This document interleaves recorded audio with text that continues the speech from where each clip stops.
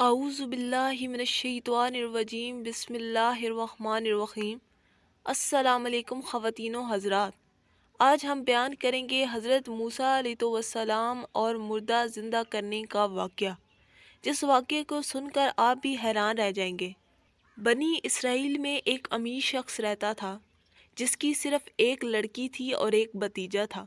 بھتیجے نے جب دیکھا کہ بوڑھا تو مرتا ہی نہیں، تو اس نے وراثت کے معاملے میں سوچا کہ کیوں نہ میں ہی اسے مار دوں اور اس کی لڑکی سے نکاح کر لوں اور قتل کا الزام کسی اور پر ڈال دوں۔ اس نے اس بات کو اپنے شیطانی دماغ میں پختہ کر لیا اور ایک دن موقع پا کر اپنے چچا کو قتل کر دیا۔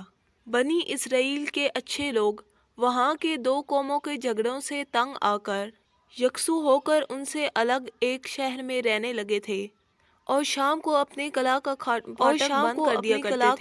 بند کر دیا کرتے تھے۔ اس بچیتی نے اپنے چچا کی لاش کو لے جا کر اس قلعہ کے بند پھاٹک کے سامنے رکھ دیا اور پھر یہاں آ کر اپنے چچا کو تلاش کرنے لگا اور پھر دہائی مچا دی کہ میرے چچا کو کسی نے مار ڈالا۔ اس نے اس قتل کا الزام اس قلعہ کے پھاٹک میں رہنے والے لوگوں پر لگا دیا۔ انہوں نے اس قتل سے اور اس علم سے بالکل انکار کیا، لیکن یہ اڑ گیا اور اپنے ساتھیوں کو لے کر ان سے لڑائی کرنے لگا۔ یہ لوگ حضرت موسیٰ علیہ السلام کے پاس آئے اور کہا کہ یہ شخص ہم سب پر ایک قتل کی تہمت لگا رہا ہے، ہم سب بالکل بے باک ہیں۔ حضرت موسیٰ علیہ السلام نے اللہ تعالیٰ سے دعا کی تو وہاں سے وحی نازل ہوئی کہ ان سے کہو کہ ایک گائے ذبح کریں۔ تو حضرت موسیٰ علیہ السلام نے کہا کہ کہاں قتل کی تحقیق اور کہاں وہ گائے ذبح کرنے والی بات۔ انہوں نے کہا کہ کہاں قتل کی تحقیق اور کہاں آپ ایک گائے ذبح کرنے کا حکم دے رہے ہیں، کیا آپ ہم سے مذاق کر رہے ہیں؟ تو حضرت موسیٰ علیہ السلام نے کہا کہ اللہ تعالیٰ کے حکم میں کوئی مذاق نہیں ہے، یہی اللہ کا حکم ہے، اگر یہ لوگ ایک گائے کو ذبح کر دیتے تو کافی تھا۔ انہوں نے سوالات کا دروازہ کھول دیا کہ وہ گائے کیسی ہونی چاہیے، تو حکم ہوا کہ نہ وہ بوڑھی ہے اور نہ وہ کم ہے، وہ بالکل جوان ہے۔ تو انہوں نے کہا کہ ایسی گائیں تو بہت ہیں، حکم فرمائیے کہ اس کا رنگ کون سا ہے۔ وہی اتری کہ اس کا رنگ بالکل صاف زردی مائل ہے اور دیکھنے والوں کی آنکھوں میں اترتی جاتی ہے۔ تو انہوں نے کہا کہ حضرت ایسی گائیں بھی بہت سی ہیں، کوئی ممتاز وصف فرمائیے۔ پھر وہی نازل ہوئی کہ وہ کبھی ہل میں نہیں جوتی گئی، بالکل عیب سے پاک ہے، یک رنگی ہے، کوئی داغ دبا نہیں۔ جوں جوں وہ سوالات بڑھاتے گئے، حکم میں سختی ہوتی گئی۔ اب وہ ایک ایسی گائے تلاش کرنے کے لیے نکلے تو انہیں وہ ایک لڑکے کے پاس ملی۔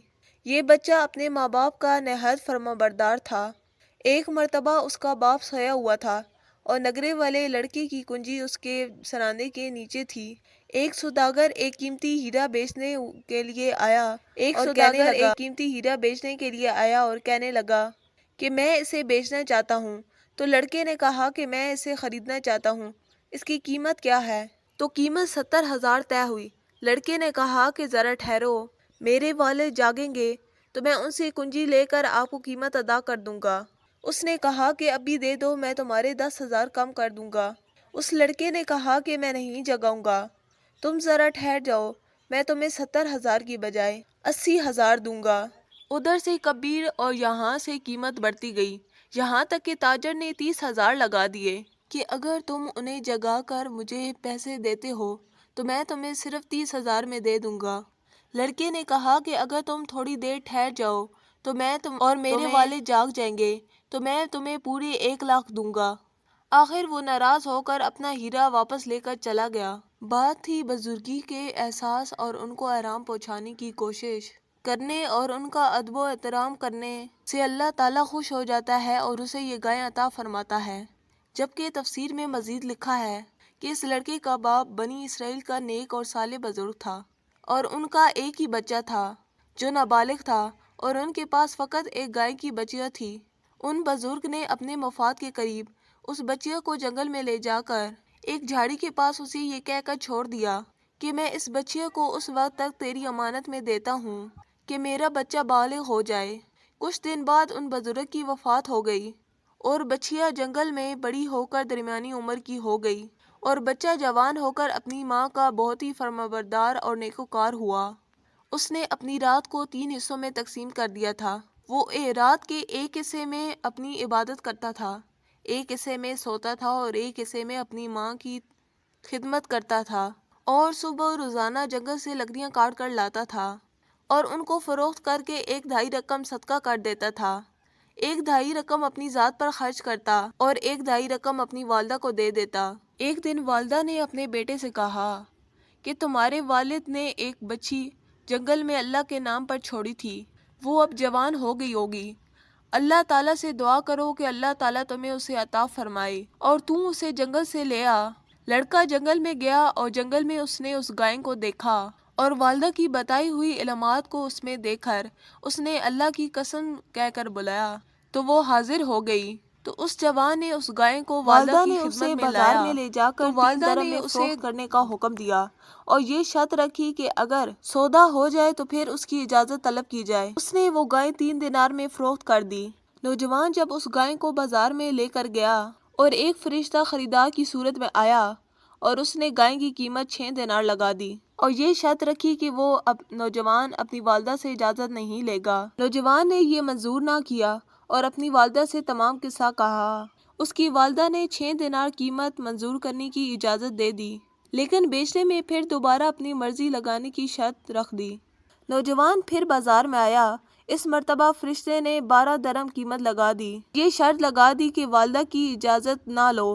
نوجوان نے بالکل بھی نہ مانا اور والدہ کو ساری بات بتائی۔ وہ صاحب عورت سمجھ گئی کہ یہ کوئی خریدار نہیں بلکہ فرشتہ ہے جو آزمائش کے لیے آتا ہے۔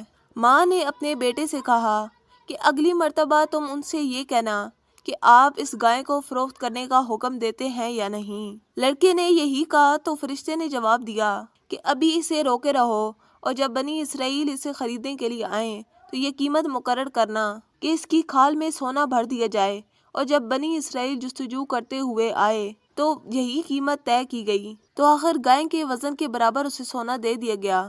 تب اس نے اپنی گائے بیچی، العرض یہ گائے خرید لی گئی اور اسے ذبح کر دیا گیا۔ اس کے گوشت کا ایک ٹکڑا لے کر مقتول کے جسم پر لگایا گیا تو اللہ تعالیٰ کی قدرت سے وہ مردہ جی اٹھا۔ اسے پوچھا گیا کہ تمہیں کس نے قتل کیا ہے؟ تو اس نے کہا کہ میرے بھتیجے نے، وہ اس لیے کہ وہ میرے مال پر قابض ہونا چاہتا تھا اور میری لڑکی سے نکاح کرنا چاہتا تھا۔ بس اتنا کہہ کر وہ پھر مر گیا اور پھر قاتل کا پتہ چل گیا۔ بنی اسرائیل میں جو جنگ ہونے والی تھی وہ رک گئی۔ اس بھتیجے کو لوگوں نے پکڑ لیا اور اس کی عیاری و مکاری